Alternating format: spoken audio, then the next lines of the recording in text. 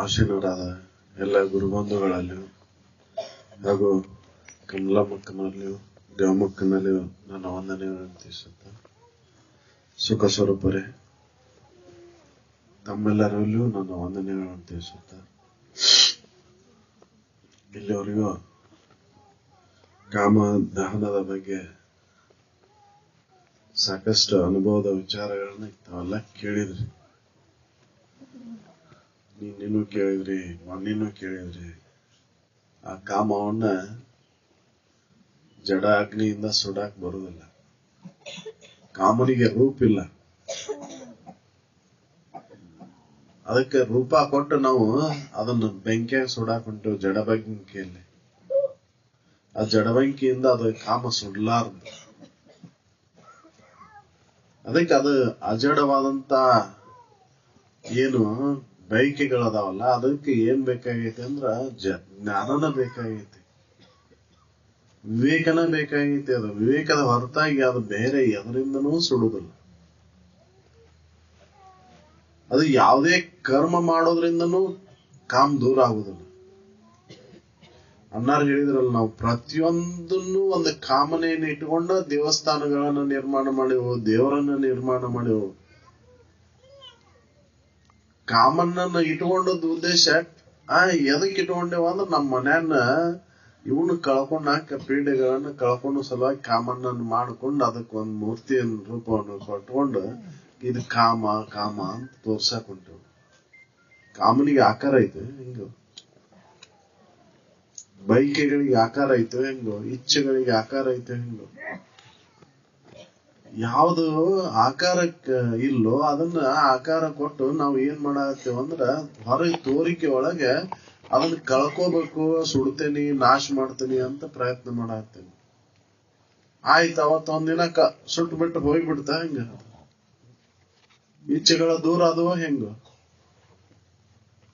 ನಮ್ಮ ಪ್ರತಿದಿನ ದೇವಸ್ಥಾನಕ್ಕೆ ಹೋಗಿ ಬರ್ತೇವೆ, ಕಾಮನೆಗಳನ್ನ ತೃಪ್ತಿ ಪಡಿಸ್ಪ, ನನ್ನ ಆಶೆಗಳ ಈಡೇರ್ಲಿ ಅಂತ ಬೈಕೆಗಳನ್ನ ಹರಕೆಗಳನ್ನ ಹೊತ್ಕೊಂಡು ಬರ್ತೇವು. ಆ ಇಚ್ಛೆಗಳಿಗೆ ಅನುಸಾರವಾಗಿ ಅವು ಸಿಗ್ಬಹುದು, ಸಿಗ್ಲಿಕ್ಕಿಲ್ಲ. ಸಿಕ್ಕಾಗ ದೇವ್ರು ಕೊಟ್ಟ ಅನ್ನೋದು, ಸಿಗ್ಲಿಲ್ಲ ನನಗ್ ಕೊಡ್ಲೇ ಇಲ್ಲ ಅಂತ ಆ ದೇವ್ರನ್ನ ಬಿಡುದು, ಇನ್ನೊಂದ್ ದೇವ್ರಿಗೆ ಬಂದು ಒಂದ್ ದೇವ್ರನ್ನ ಹತ್ರ ಕೇಳುದು, ಅವ್ನ್ ಕೊಡ್ಲಿಲ್ಲ ಅಂದ ಕೂಡಲೇ ಮತ್ತೊಂದು ದೇವ್ರಿಗೆ ಹೋಗುದು, ಅಲ್ಲಿ ಕೊಡ್ಲಿಲ್ಲ ಅಂದ್ರೆ ಮತ್ತೊಂದು ಮಗದೊಂದು, ಹಿಂಗ ಹೊಂಟೇವ್ ನಾವು. ಅವೆಲ್ಲ ನನ್ನ ಪ್ರಾರಬ್ಧಕ್ಕೆ ಅನುಸಾರವಾಗಿ ಬಂದಂತವು. ನಾನು ಏನು ವಿಷಾದಿ ವಸ್ತುಗಳನ್ನ ಅವಲಂಬನೆ ಆಗೇನಿ, ಆ ವಿಷಾದಿ ವಸ್ತುಗಳು ಎದರಿಂದ ಬರ್ತಾವ್ ಬದುಕ್ತಾವ ನನಗಂದ್ರೆ, ಎದರಿಂದ ದೂರ ಆಕ್ಕಾವ ಅಂದ್ರೆ ನನ್ನ ಪ್ರಾರಬ್ಧಕ್ಕೆ ಅನುಸಾರವಾಗಿ ಬರ್ತಾವ, ಪ್ರಾರಬ್ಧಕ್ಕೆ ಅನುಸಾರವಾಗಿ ಹೊಕ್ಕವು.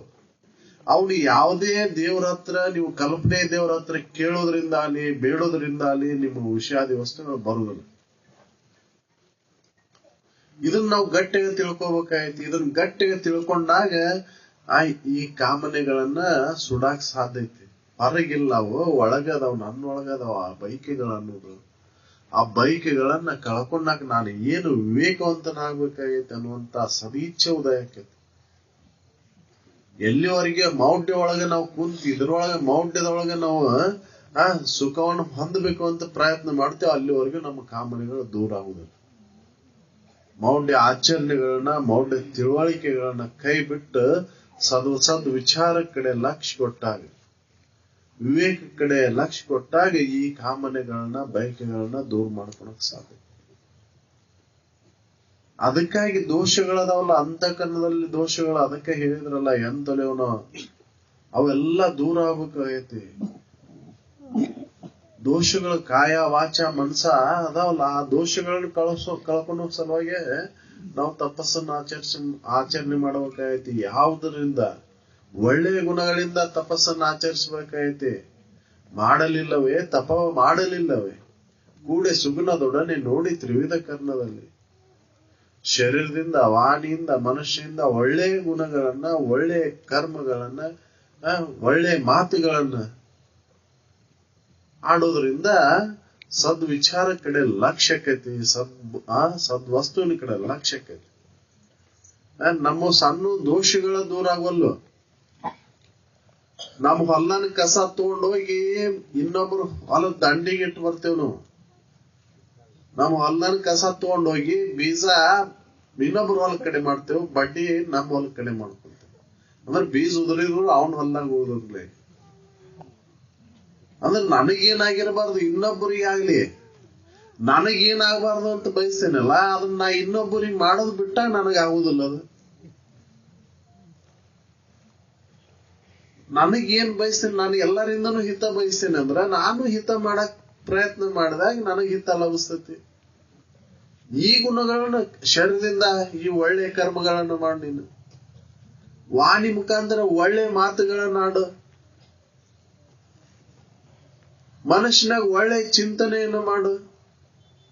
ಈ ಗುಣಗಳನ್ನು ಅಳವಡಿಸ್ಕೊಂಡಾಗ ಅಲ್ಲಿ ವಿವೇಕ ಜಾಗೃತ ಆಕೈತಿ. ಆ ವಿವೇಕ ದ್ವಾರ ಏನು ಬಯಕೆಗಳದಾವಲ್ಲ, ಈ ವಿಷಾದಿ ವಸ್ತುಗಳಿಂದ ಸುಖ ಹೊಂದಬೇಕನ್ನೋ ಬಯಕೆ ಏನೈತಲ್ಲ, ಅದನ್ನು ಕಳ್ಕೊಳಕ್ ಸಾಧ್ಯ ಐತಿ. ಇಚ್ಛೆಗಳನ್ನ, ಕಾಮನೆಗಳನ್ನ ಕಳ್ಕೊಳಕ್ ಸಾಧ್ಯ ಐತಿ. ಈ ಆಚರಣೆ ಬರಬೇಕಾಗೈತಿ ನಮಗ್. ಈ ತಪಸ್ಸನ್ನ ಆಚರಣೆ ಮಾಡ್ಬೇಕಾಗೈತಿ. ನಾವು ತಪಸ್ಸ ಆಚರಣೆ ಅಂತ ತಿಳ್ಕೊಂಡು ಎಲ್ಲೋ ಓಡಿ ಕುಂತ ಮಾಡೋದಲ್ಲ. ಒಳ್ಳೆ ಗುಣಗಳಿಂದ ಕೂಡ್ಕೊಂಡು ಇಲ್ಲಿ ಆಚರಣೆ ಮಾಡ್ಬೇಕಾಗೈತಿ. ಇಲ್ಲೇ ಮಾಡಿ ನಡ್ಕೊಂಡಾಕ್ ಬರಲ್ಲ, ಮತ್ತೆ ಎಲ್ಲಾರ ಹೋಗಿ ನಡ್ಕೊಂಡಾಕ್ ಬರ್ತೈತೇನ?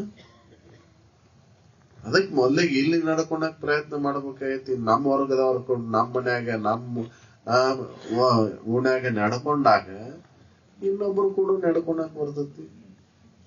ಇದನ್ ಕಲ್ಕೋಬೇಕಾಗೈತಿ. ಸಣ್ಣ ಸಣ್ಣ ದೋಷಗಳನ್ನ ಬಿಟ್ಕೊಂತ ಹೋಗ್ಬೇಕಾಗೈತಿ. ಅಂದಾಗ ನಾವು ಮನುಷ್ಯರಾಕ್ಯವು. ಮನುಷ್ಯರಾದ ಮನಸ್ಸು ನಮ್ ಹಿಡತದ ಸಿಗ್ತೈತಿ.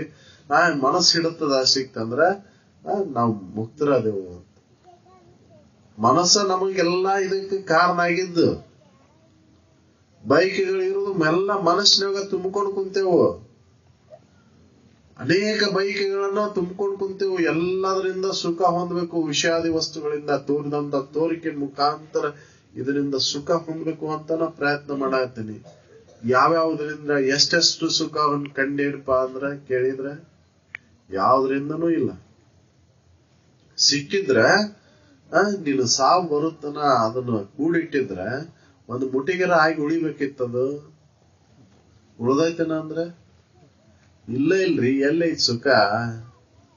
ಎಲ್ಲಾ ಇಂದ್ರಿಯಗಳ ಸ್ಥಿತಿಲಾದ್ಮೇಲೆ ಹೇಳ್ತಾನ ಇವಾಗ ಏನು ಅವು ಸಾಥ್ ಕೊಡುದಿಲ್ಲ ನೋಡ, ಅವಾಗ ಹೇಳ್ತಾನ ಏನಾಯ್ತು ಬಿಡ್ರಿ ಅದ್ರಾಗ.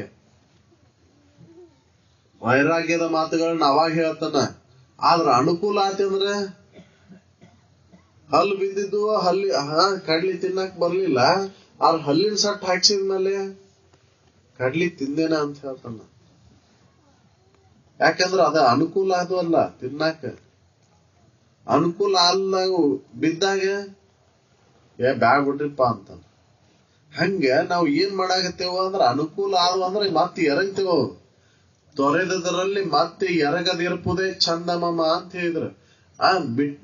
ಬಿಟ್ಟ ಮೇಲೆ ಮತ್ತ ಅದ್ರ ಕೂಡ ಮತ್ತ ಎರಗಬಾರ್ದು, ಅದ್ರ ಕೂಡ ಒಡನಾಟ ಮಾಡಬಾರ್ದು, ಅದ್ರ ಮತ್ತೆ ಉಪಯೋಗ ಮಾಡಬಾರ್ದು ಅಂತ. ಬಿಟ್ಟು ಯಾವಾಗ ಬಿಡಾಕ್ ಸಾಧ್ಯ ಐತಿ ಅಂದ್ರ ದೋಷ ದರ್ಶನ ಆದಾಗ ಬಿಡಾಕ್ ಸಾಧ್ಯ ಐತಿ. ವಿವೇಕ ಉದಯ ಆದಾಗ ಬಿಡಾಕ್ ಸಾಧ್ಯ ಐತಿ. ವಿವೇಕ ಉದಯ ಆಗದ ಹೊರತು ಬಿಡಾಕ್ ಆಗುದಿಲ್ಲ ಅಂತ. ಅದಕ್ಕೆ ಅಂತ ವಿವೇಕ ಎಲ್ಲಿ ಸಿಗತೈತಿ ಅಲ್ಲಿ ಆಶ್ರಯ ಆಗ. ಹೇಳಿದ್ರಲ್ಲ ಅಣ್ಣಾರು, ಬ್ರಹ್ಮನಿಷ್ಠರನ್ನ ಆಶ್ರಯಿಸಿಕೊಂಡಾಗ ಅದು ಅನುಭವಕ್ಕೆ ತಂದು ಕೊಡ್ತಾರ ಅವರು. ಜೀವಭಾವವನ್ನು ಕಳೆದ ಪರಮ ಭಾವದ ನೆಲೆಯಾಗಿ ನಿಲ್ಲಿಸ್ತಾರ. ಶಾಸ್ತ್ರಗಳನ್ನ ಕಲಿತು ಹೇಳುವಾರ ಸಾಕಷ್ಟು ಮಂದಿ ಇದೇವು. ಅಲ್ಲಿ ಹಂಗ ಹೇಳೈತಿ, ಇಲ್ಲಿ ಹಂಗ ಹೇಳೈತಿ, ಅಲ್ಲಿ ಹಾದು ಹೇಳ್ತೀವಿ, ಇದ್ರಾಗ ಹಿಂಗ ಹೇಳ್ತೀವಿ ಅಂತ ಹೇಳ್ತೀವಿ. ಆದ್ರ ನಮಗ್ ನಡೆಯಕ್ ಯಾಕಾಗವಲ್ದು? ಅವ್ರು ಇದ್ದಾರ ನಡೆದಿದ್ದ ಬಗ್ಗೆ ಹೇಳ್ತೇವು, ನಮಗ್ ಯಾಕೆ ನಡೆಯಕ್ ಆಗವಲ್ದು? ನಾವು ನಡೆದಾಗ ಆ ಪರಮ ಶಾಂತಿಯನ್ನು ಹೊಂದಾಕ್ ಸಾಧ್ಯ ಐತಿ, ನೆಮ್ಮದಿಯನ್ನು ಹೊಂದಾಕ್ ಸಾಧ್ಯ ಐತಿ. ನಡೆಯಾಕ್ ಬರ್ಬೇಕಾಗೈತಿ, ನಡಿಬೇಕಾಗೈತಿ. ನಾವು ಬರೀ ಹೇಳುದಷ್ಟ ಅಲ್ಲ. ಅದಕ್ಕೆ ನಮ್ಮ ಹನುಮಂತನ್ ನಮ್ ಸಾವುಕಾರಕ್ಕೆ ಎಲ್ಲಿ ಖರ್ಚಾಕೈತಿವೋ ಅಂತ ನಾ ಹೇಳಿದ್ರ ನಮ್ ಸಾವುಕಾರಕ್ಕೆ ಖರ್ಚಾಗಿ ಹೋಗ್ಬಿಡ್ತತಿ, ನಾ ಬಡವಾಕೇನಂತ ನಾವು.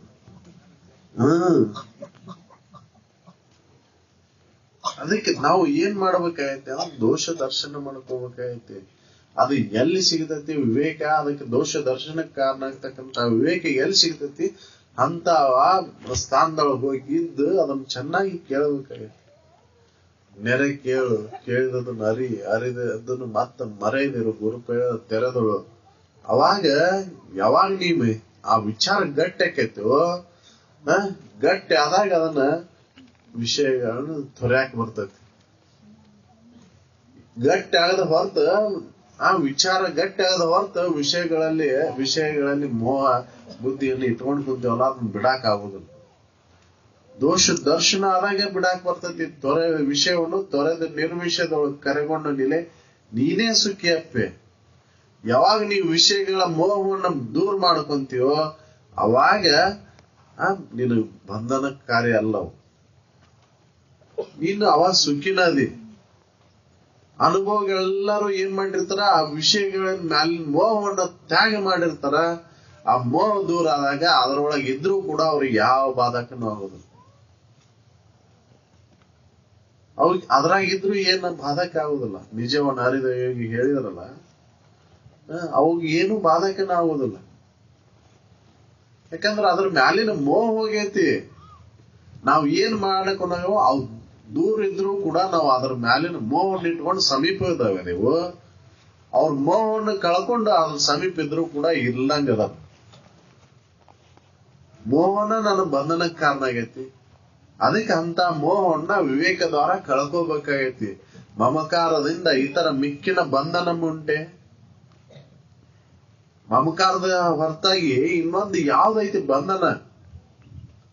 ಅದ ಬಂಧನ. ಅದನ್ನ ಕಳ್ಕೋಬೇಕಾಗೈತಿ. ಆ ಮಮಕಾರವನ್ನ ಕಳ್ಕೋಬೇಕಾಗೈತಿ. ಆ ಮಮಕಾರ ಬಂದಿದ್ದಕ್ಕೆ ವಿಷಯಾದಿಗಳ ಸುಖ ಕೊಡ್ತಾವಂತ ತಪ್ಪು ತಿಳುವಳಿಕೆ ಮುಖಾಂತರ ಅದು ಬಂದೈತಿ. ಆ ತಪ್ಪು ತಿಳುವಳಿಕೆಯನ್ನ ಹೋಗ್ಲಾಡಿಸಿ ಹೋಗ್ಬೇಕಾಗೈತಿ. ಅದು ವಿಚಾರದಿಂದ ದೂರ ಆಕೈತಿ. ಅದಕ್ಕೆ ಅಂತ ವಿಚಾರಗಳು ಶ್ರವಣದೊಳಗೆ ಸಿಗ್ತಾವ, ಸತ್ ಶ್ರವಣದೊಳಗೆ ಸಿಗ್ತಾವ. ಆ ಸತ್ ಶ್ರವಣವನ್ನ ಅವಲಂಬನೆ ಆಗಿ ನಾವು ಆ ವಿವೇಕವನ್ನು ಉದಯ ಮಾಡಿಕೊಂಡಾಗ, ಚೆನ್ನಾಗಿ ಅದನ್ನು ಕೇಳಿ ಅರಗಿಸ್ಕೊಂಡಾಗ ಆ ವಿಷಯಗಳ ಮೇಲೆ ಇರತಕ್ಕಂತ ಮೋಹವನ್ನು ತ್ಯಾಗ ಮಾಡಕ್ ಸಾಧ್ಯ.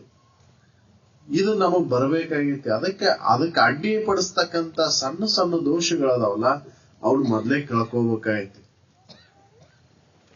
ಇದು ಅರ್ಷಡ್ ವರ್ಗಗಳ ಏನದಾವಲ್ಲ, ಇವು ದೋಷಗಳನ್ನು ಕಳ್ಕೋಬೇಕಾಗೈತಿ. ಇವ್ ದೋಷಗಳು ಹಂಗ ಇಟ್ಕೊಂಡು ಹೋದಿವು, ನಮ್ಮ ಜನ್ಮಾಂತರಕ್ಕೆ ಏನ್ ಮಾಡುದು? ತನು ಅನೇಕವನಿತ್ಯ ಭವಭಾವಗಳಲ್ಲಿ ಅನಿಮಿತ್ಯ ವೈರಿಗಳೇನಪ್ಪ ಕಾಮಾದಿಗಳಿಗೆ ಎದಕ್ಕಾಗಿ ಹುಟ್ಟಿ ಬರಾಗತ್ತೇವ ಅಂತಂದ್ರ ಅನಿಮಿತ್ಯ ವೈರಿಗಳಾಗಿ ಬರ್ತಕ್ಕಂತ ಕಾಮ, ಕ್ರೋಧ, ಮೋಹ, ಮದ, ಮತ್ಸರಗಳಿಗೆ ಅನುಸಾರವಾಗಿ, ಲೋಭಗಳಿಗೆ ಅನುಸಾರವಾಗಿ ನಾವು ಹುಟ್ಟುತ್ತಾ ಸಾಯುತ್ತಾ ಬಂದೆವು. ಅದಕ್ಕೆ ಅವನು ಕಳ್ಕೋಬೇಕಾಗೈತಿ ಮೊದ್ಲಕ್ಕೆ. ಅವು ಎದರಿಂದ ದೂರಕ್ಕವ ಅಂದ್ರೆ ವಿವೇಕದಿಂದನ ದೂರಕ್ಕವು. ಉತ್ತಮ ಆಚರಣೆ, ಉತ್ತಮ ನಡೆ, ಉತ್ತಮ ಮಾತು, ಉತ್ತಮ ಕೃತಿ, ಒಳಗೆ ಉತ್ತಮ ವಿಚಾರಗಳ ಕಡೆ ಲಕ್ಷ್ಯ ಕೊಟ್ಟಾಗ ನಮಗ ಅವು ದೂರ ಆಕ್ಕವು. ನಾವು ಏನ್ ಮಾಡ್ತೇವೋ ಅದನ್ನ ಬಿಟ್ಟ ಅದ್ರೊಳಗೆ ಸುಖ ಬುದ್ಧಿಯನ್ನು ಇಟ್ಕೊಂಡು ನಾವು ಮತ್ತ ಅದ್ರಾಗೆ ಯಾರಂತೇವೋ ಇದಕ್ ಖಾತ್ರಿ ಆಗುದಿಲ್ಲ. ಅದಕ್ಕೆ ಇದಕ್ ಖಾತ್ರಿ ಆಗುತ್ತಾನ ಅದನ್ನ ಸಂಘ ಬಿಡಬಾರ್ದು ಅಂತ. ಸಂಘ ಬಿಟ್ಟಿವ ಅಂದ್ರ ಮತ್ತ ಏನಾಗತ್ತ, ನಾಯಿ ಬಾಲ್ ಡೊಂಕ ಕೊಳವ್ಯಾಗ ಹಾಕಿದಾಗ ಅಷ್ಟ ಮಾತ್ರ ಸೀದಾ ತಗದ ಕೂಡಲೇ ಮತ್ತ ಡೊಂಕನ. ಹಂಗ ಆಕೈತಿ ನಮ್ಮ ಪರಿಸ್ಥಿತಿ. ಬಿಡಬಾರ್ದು ಅಂತ, ಬಿಟ್ರ ಕೆಟ್ಟಿವು ಅಂತ. ಅದಕ್ಕೆ ಯಾವಾಗ್ಲೂ ಈ ವಿಚಾರಗಳನ್ನ ನಾವು ಮಾಡ್ತಾ ಮಾಡ್ತಾ ಬಂದಾಗ ಈ ಜನ್ಮಿಲ್ಲ, ಮುಂದಿನ ಜನ್ಮಿಲ್ಲ, ಇನ್ನೊಂದ್ ಜನ್ಮಕ್ಕಾದ್ರೂ ನಾವು ಮುಕ್ತರ ಅದೀವ ಅಂತ ತಿಳ್ಕೊಳಕ್ ಸಾಧ್ಯ ಐತಿ. ನಮಗ ವಿವೇಕ ಜಾಗೃತ ಆಕೈತಿ. ಅದಕ್ಕೆ ಸತತ ಇಂತ ವಿಚಾರಗಳನ್ನ ನಾವು ನಡೆಸಿ ಅದರಂತೆ ಆಚರಣೆ ತಂದು ನಾ ಮುಕ್ತನಾದೇನಪ್ಪ, ನನಗೆ ಭವಬಂಧನ ಇಲ್ಲ, ನಮ್ಮ ಪ್ರತ್ಯೇಗಾತ್ಮನ ಅದೇನಿ, ನನಗೆ ಇವು ಯಾವ ಸಂಬಂಧ ಇಲ್ಲ, ಅವಸ್ಥೆಗಳು ನನಗೆ ಸಂಬಂಧ ಇಲ್ಲ, ನಾನು ಆ ಅವಸ್ಥೆಗಳಿಗೆ ಸಾಕ್ಷಿಯಾಗಿರುವಂತ ಎಚ್ಚರ, ಕನಸು, ನಿದ್ರೆಗೆ 3 ಅವಸ್ಥೆಗಳಿಗೂ ನಾ ಸಾಕ್ಷಿಯಾಗಿರ್ತಕ್ಕಂತ ಪ್ರತ್ಯೇಗಾತ್ಮನೇ ನಾನು ಅದೇನೆ ಅಂತ ತಿಳ್ಕೊಳಕ್ ಸಾಧ್ಯ ಐತಿ. ಅಂತ ಪ್ರತ್ಯೇಗಾತ್ಮನೇ ನಾನು ಅಂತ ತಿಳ್ಕೊಂಡಾಗ ಭವಬಂಧನ ದೂರ ಆಕೈತಿ. ಅದಕ್ಕೆ ನಾವು ವಿಚಾರ ಮಾಡಿ ಈ ಮನುಷ್ಯ ಜನ್ಮವನ್ನು ಸಾರ್ಥಕ ಮಾಡ್ಕೊಂಡು ಅಂತ ಹೇಳಿ ನಾನು 1-2 ಮಾತನ್ನ ಮುಗಿಸ್ತೀನಿ. सकल साधु संत महाराज की